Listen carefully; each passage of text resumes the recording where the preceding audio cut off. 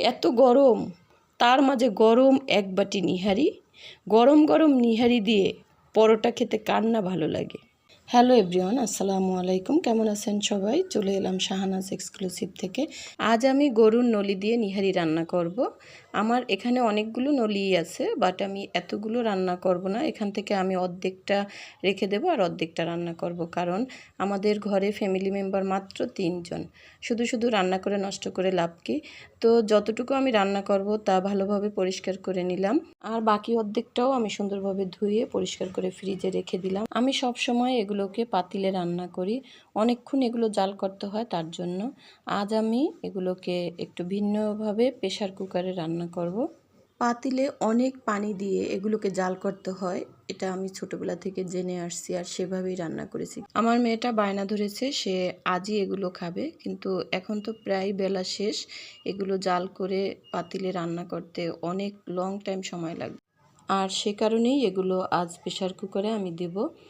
Pressure কুকারে আসলে অনেক পানি দিয়ে এগুলো জাল করা যায় না, তো সেই কারণে আমি সব ধরনের মশলাপাতি দিয়ে একসাথে জাস্ট এটাকে আমি সিদ্ধ করব। প্রেশার কুকারে দিব দেখে একটু পানির পরিমাণটা কম দিলাম। সেই সাথে আমি যে মশলাগুলো দিয়েছি সেটা হলো আদা বাটা, রসুন বাটা, একটু মরিচ বাটা, একটু হলুদের গুঁড়া, ধনিয়া, জিরা, অন্যান্য গরম মশলা মিক্স করে একটা গুঁড়া করা, তাছাড়াও গোটা কয়টা কাঁচামরিচ দিলাম, তেজপাতা, সব কিছু দিয়ে আমি 50 মিনিটের জন্য ঢেকে দিলাম।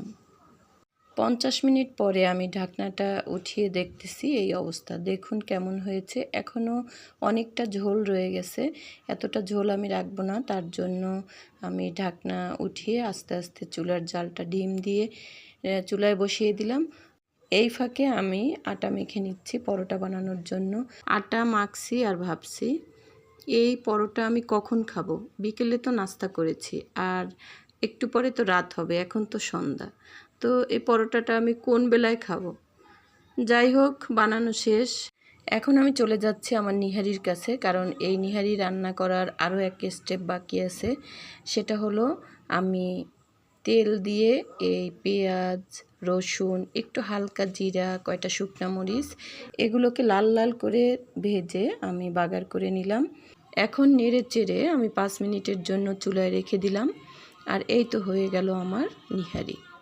তাড়াহুড়া করে রান্না করলাম, এখন তো খাবার পালা, তো সেই কারণে সব কিছু একসাথে বেড়ে নিচ্ছি। আমার টপ থেকে দুটো সস পাতা এনে আমি এখানে ছিটিয়ে দিলাম। এটা অপশনাল, আপনারা দিতেও পারেন, নাও দিতে পারেন। তো এখন অনেক কিছু করেছি, এখন আমরা খাবো।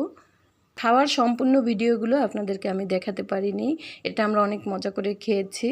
তো এই পর্যন্তই, আল্লাহ হাফেজ। নেক্সট ভিডিওতে আবার দেখা হবে।